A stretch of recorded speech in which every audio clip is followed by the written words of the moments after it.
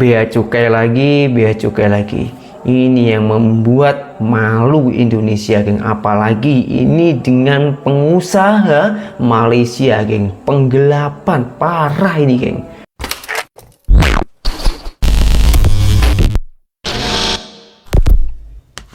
Hai, halo geng. Assalamualaikum warahmatullahi wabarakatuh. Berjumpa kembali dengan saya Zainal Satori. Sebelum video ini saya mulai, gimana kabarnya kalian semua?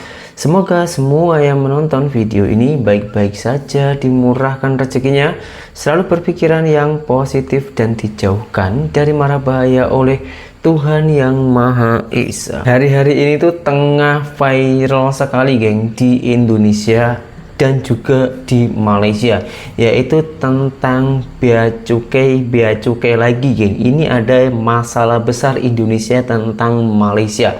Karena kenapa, geng? Karena ada salah satu seorang kaya, geng, orang kaya Malaysia itu pergi ke Indonesia mau pameran mobil mewah, geng. Mau pameran mobil mewah. Nah, sesampai di situ tuh mobilnya itu apa, geng, macam penggelapan, geng, macam digelapkan sama pihak bea cukai Soekarno-Hatta Jakarta Indonesia, geng. Oke, geng, karena ini case yang cukup besar dan juga penting ya, jadi saya tak berani asal-asalan ngomong. Alangkah baiknya kita tengok dulu kronologinya bagaimana, nanti baru kita pahami atau kita jelaskan, geng, ya. Kantor Bea Cukai Soekarno-Hatta resmi dilaporkan oleh seorang pengusaha asal Malaysia bernama Kenneth Koh, yang merupakan Direktur Speedline Industries ke Kejaksaan Agung RI. Pihak Bea Cukai dilaporkan atas dugaan penyalahgunaan wewenang atas 9 unit mobil mewah. Kenneth melalui kuasa hukumnya Johnny Politan dari kantor OC Kaligis & Associates menjelaskan kronologi dugaan tindak pidana penyalahgunaan wewenang terhadap 9 unit mobil sebagaimana dimaksud dalam pasal 421. Kami kuasa dari saudara Kenneth Koh dari Malaysia. Kami adalah dari kantor pengacara OC Kaligis & Associates. Kami datang ke Kejaksaan Agung ini untuk melaporkan tentang peristiwa yang berkaitan dengan mobil-mobil mewah. Itu ada 9 unit mobil yang masuk ke Indonesia itu dengan tujuan untuk pameran, yang seharusnya itu di re-export. Jadi kegunaannya itu hanya untuk kepentingan pameran. Selesai pameran itu sudah harus dikembalikan ke negara asal. Nah, itu didukung oleh dokumen-dokumen yang berkaitan dengan aturan-aturan bagaimana penggunaan mobil-mobil yang akan dipakai sebagai pameran. Tapi faktanya sampai hari ini mobil itu ada 9 unit, itu yang terdiri dari Rolls Royce, Aston Martin, Lamborghini, Aston Martin DB11, Aston Martin, ada McLaren, Lamborghini, adalah 3 unit Lamborghini. Itu sekarang itu ada di posisi di Bea Cukai. Di Bea Cukai Soekarno-Hatta, dan dalam perjalanannya itu kemudian pemegang dokumen itu adalah klien kami yang bernama Kenneth. Itu bermaksud untuk melihat kondisi mobil, karena beberapa waktu yang lalu pihak Bea Cukai telah menerbitkan surat yang berkaitan dengan denda dan punya kewajiban harus mobilnya harus dikirim keluar. Nah, kemarin kita sudah datang ke Bea Cukai untuk melihat kondisi mobil, karena kami menduga mobil itu sudah pernah beredar di luar, beredar di jalan lah, sudah beredar tapi itu dugaan kami. Jadi waktu kami datang ke sana untuk di Bea Cukai di Soekarno-Hatta itu untuk mengecek fisik, kami itu tidak diberikan izin, padahal 1 hari sebelumnya sudah dikasih izin loh dari Kepala Bea Cukai Soekarno-Hatta. Tapi faktanya waktu kita pergi ke kantor Bea Cukai Soekarno-Hatta itu kami ditolak, tidak boleh melihat atau tidak diberikan izin untuk melihat kondisi mobil. Padahal kita di satu sisi dibebankan biaya, itu termasuk denda dan segala macam. Nah, itu yang menjadi persoalan sekarang. Kami menduga ada hal-hal yang berkaitan dengan penyalahgunaan wewenang, itu pasal 421 oleh pihak Bea Cukai Soekarno-Hatta, sehingga dengan alasan itu maka kita datang ke Kejaksaan Agung untuk melaporkan peristiwa tersebut. Yang dilaporkan Bea Cukai Soekarno-Hatta. Iya. Peristiwa yang dilaporkan itu peristiwa menggunakannya atau tidak re-import atau Pada intinya itu re-import, re-ekspor ya. Iya. Cuma persoalannya sekarang ini kan ada di Bea Cukai. Ini kan sudah ditaruh di Bea Cukai. Yang seharusnya itu kalau seandainya kita tidak bisa membayar denda, harusnya Bea Cukai sudah melelang.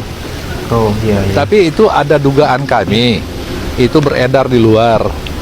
Jadi sudah dipakai oleh pihak swasta kemungkinan ya. Kemarin kita sudah debatkan soal itu di kantor Bea Cukai. Tapi kita tidak bisa masuk ke ranah itu karena itu kan sesuatu yang kita tidak bisa lihat. Kita belum tahu persis seperti apa tuh. Kita baru mau ngecek fisiknya ada atau tidak. Nah, kita pergi ke sana tidak dikasih izin.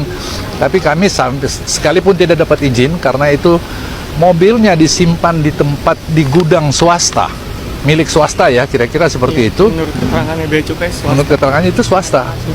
Nah, itu swasta ya, kebetulan kita buktikan bahwa memang betul itu di tempat swasta. Mobilnya ada di dalam karena ada segel ya. Iya. Itu jadi tempat penyimpanan mobil ya ini disegel oleh pihak swasta. Padahal itu dititipkan untuk, jadi sudah dibawa tanggung jawab Bea Cukai karena sudah diserahkan kepada Bea Cukai. Kira-kira gitu. Apakah serahkan itu hanya sifatnya dokumen, fisiknya tidak ada? Itulah maksud kita untuk mengecek fisik. Ya. Kira-kira gitu gambarannya. Ditahan dari tahun berapa, Pak? Itu dari sekitar tahun 2022. Bekas pameran apa? Pamerannya itu nanti itu pameran mobil aja. Jadi setiap kali ada pameran mobil itu dipakai. Iya, pameran mobil sport. Iya, mobil-mobil itu ya. Pameran mobil mewah. Lagi ya, Pak. Oke. Nah, itu yang sebagai tambahan ada kemungkinan ini sudah diperjualbelikan. Itu dugaan kami ya. Iya, dugaannya. Sudah diperjualbelikan sehingga Parah sih.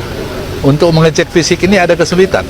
Kalaupun fisiknya ada, kemungkinan data-datanya itu sudah berubah. Iya, iya, Itu iya. kemungkinan, atau kemungkinan ada yang mengklaim bahwa saya sudah beli atau lain-lain ya. Kita nggak tahu. Nanti Kita nggak tahu, makanya itu kan nanti perkembangannya nanti setelah diperiksa oleh Kejaksaan Agung. Apakah itu dalam waktu dekat ini menemukan hal-hal yang berkaitan dengan 421, ya itu nanti, itu kemudian nanti di penyidik yang menentukan. Kalau ini bener-beneran, geng, beneran dijual, wah, begitu jahatnya pihak Bea Cukai Indonesia itu. Betapa serakahnya ya, pihak Bea Cukai Indonesia boleh mengkoruptor. Ini macam koruptor ini, tapi semoga saja ini hanya kesalahpahaman karena ini masih diusut, geng. Semoga aja ini kesalahpahaman itu. Ini kalau benar-benar terjadi, geng, sungguh benar-benar membuat malu negara Indonesia, geng. Karena ini mobil-mobil mewah, geng. Termasuk sangat-sangatlah mewah di Indonesia maupun di Malaysia. Nah, buat orang yang penasaran mobilnya itu macam mana, nah saya ada video cuplikannya, kita tengok dulu ya, geng. Gini geng ya, gini ya. Ini menurut pendapat saya, geng ya. Kalau kita ini diberi kuasa, kalau kita ini diberi tanggung jawab, itu boleh kita anggap sebagai kekayaan, kelebihan. Boleh juga kita anggap sebagai ujian ataupun cobaan macam mana hati kita itu tergoda tak dengan hal-hal yang macam itu. Jadi semoga saja para pejabat-pejabat kita, geng ya, Indonesia yang kedepannya itu agar diberi kesadaran. Jadi saya meminta, saya memohon kepada korang semua, kepada kalian semua, dengan semua yang menonton video ini, mari kita doakan agar pejabat kita Indonesia itu lebih bertanggung jawab lagi apabila diberi tanggung jawab ataupun diberi titipan macam itu, agar tidak dipakai sendiri, karena ini kemungkinan dijual ataupun dipakai sendiri, sementara itu bukan haknya dia orang gitu, geng. Dan video selanjutnya ini ada salah satu seorang namanya itu Cakrakan, beli jaket seharga 6 juta suruh bayar cukainya di bea cukai, di kantor bea cukai itu sebesar 21 juta rupiah. 6 juta itu sekitaran 2.000 ringgit. 21 juta itu sekitaran 7.000 ringgit Malaysia, geng. Jadi berlipat-lipat, yang pada mananya itu lebih mahal harga cukainya daripada harga waktu beli barangnya. Dan ini hanya jagat saja, kan. Ini juga membuat viral. Jadi bukan hanya orang yang kaya saja, orang yang biasa pun juga dimintai macam itu. Janji mempunyai, saya pun tak tahu, geng. Orang Indonesia itu kalau tengok uang itu matanya itu macam hijau gitu ya, macam tergoda. Tak tahu imannya itu bagaimana. Oke, nggak usah berlama-lama, langsung kita simak dulu videonya, macam mana penjelasannya dari beliau. Bea cukai gimana ya, barangnya nggak saya ambil, Oh, nggak diambil. saya ditagih. Cakrakan ternyata juga punya pengalaman kurang menyenangkan dengan bea cukai. Dalam sebuah cuitan di akun media sosialnya pada 2 Mei 2024, Cakrakan mengungkap tentang dirinya yang baru saja membeli sebuah jaket seharga 6 juta rupiah. Namun dia harus membayar sebesar 21 juta rupiah ke ekspedisi karena barang tersebut tertahan di bea cukai.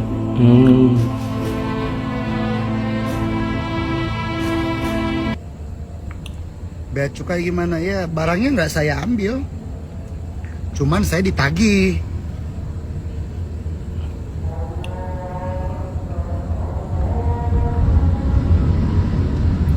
Sama lawyernya FedEx, kok nagih, makanya aneh.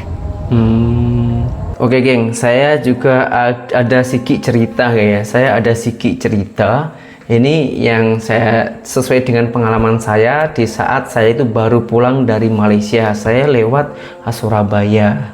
Nah, di saat saya dari Malaysia itu, geng, saya membawa oleh-oleh kerupuk likur. Kerupuk likur itu makanan khasnya Malaysia. Jadi saya bawa pulang agar orang Indonesia ataupun keluarga saya itu boleh merasakan, boleh coba macam mana rasanya kerupuk di Malaysia, macam itu, geng.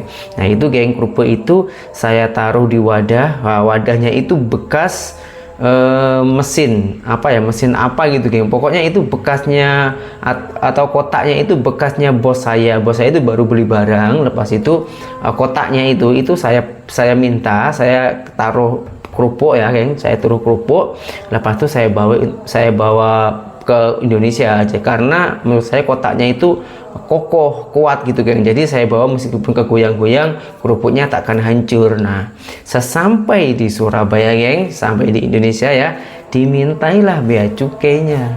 Bea cukainya itu 1 kilo 100 ringgit Malaysia. Kalau rupiah itu sekitaran 330.000. Nah, itu beratnya sekitaran tak sampai lah, beratnya itu cuma 5 kilo, jadi sekitaran 500-an. Kalau dirupiahkan itu sekitaran 2 jutaan. Nah, dengan cukai yang macam itu, saya beli kerupuknya itu hanya 40 ringgit Malaysia saja, lebih kurang 40 lah, saya agak lupa ya. Itu hanya 40-an ringgit Malaysia saja. Akhirnya diminta, saya sudah mencoba untuk menjelaskan, geng, ini hanya kerupuk. Kalau kerupuk tak tahu, ini hanya cemilan, buat cemilan, tapi ini masih mentah, saya mau bawa balik, ini bukan barang elektronik. Nah, dia itu cashnya atau cukainya itu cukai elektronik dan di per kilo, anehnya lagi. Akhirnya saya tak ambil, geng. Saya tak ambil, ya udahlah, saya biar di situ saja, saya tak ambil. Sebab itu menurut saya itu rugi kalau saya ambil. Nah, itu pengalaman saya, geng. Dan dengan saya tayangkan semua video ini agar ditonton oleh semua masyarakat Indonesia ataupun Malaysia, syukur-syukur ditonton oleh pihak bea cukai Indonesia, agar dia itu tahu diri, agar dia itu malu. Kalau sampai melakukan macam ini mesti viral dan banyak orang yang tengok, bukan hanya yang tak dikenal, yang dikenal pun juga tengok video ini. Macam mana, malu tak? Itu dalam dunia saja, belum di akhirat. Urusan sama Tuhan, urusan sama Allah, macam mana lagi? Lebih berat mana? Apa sih susahnya kita ini hidup lebih jujur, lebih baik, lebih terang-terangan, lebih membantu? Karena kita diberi wawasan untuk menjadi pihak bea cukai itu sebenarnya untuk mempermudah orang, bukan untuk mempersulit. Itu yang saya ketahui. Tapi kenapa hal ini dilakukan di Indonesia dan mempersulit rakyat-rakyatnya? Ini yang membuat saya pelik, geng. Oke, geng, semoga dengan video itu ada manfaatnya, dan jom kita berdoa bersama-sama agar pihak-pihak yang melakukan hal-hal yang seperti itu cepat diberi kesadaran agar tak diulanginya lagi. Oke, saya Zainal Satori, seorang mantan TKI Malaysia. Salam TKI sukses. Assalamualaikum warahmatullahi wabarakatuh. Bye bye.